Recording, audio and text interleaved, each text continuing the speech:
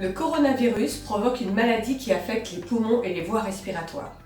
Il se propage par contact direct et par gouttelettes, tout éternuement.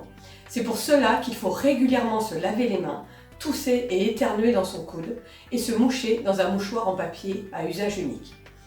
Les personnes les plus à risque sont les personnes âgées de plus de 65 ans et les personnes ayant déjà d'autres pathologies qui pourraient aggraver les symptômes. Compte tenu des prévisions de l'épidémie, il est impératif de respecter un confinement maximum pour diminuer le pic épidémique.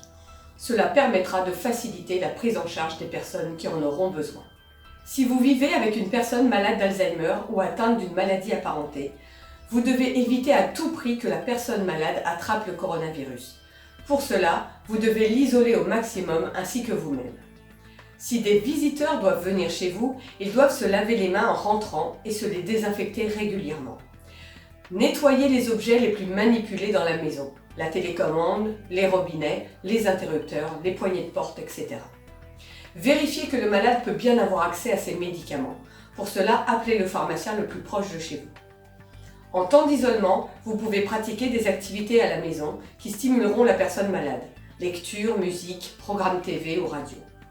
Restez en contact avec votre entourage, par téléphone, email, Skype ou FaceTime. Pour les personnes malades se trouvant en institution, comme vous le savez, au vu de cette crise sanitaire sans précédent, les visites aux résidents sont interdites.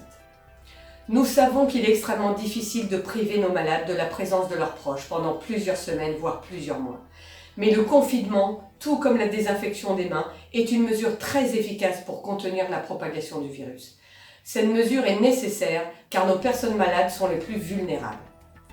Il est nécessaire que les proches communiquent avec l'établissement pour s'informer de l'évolution de la situation.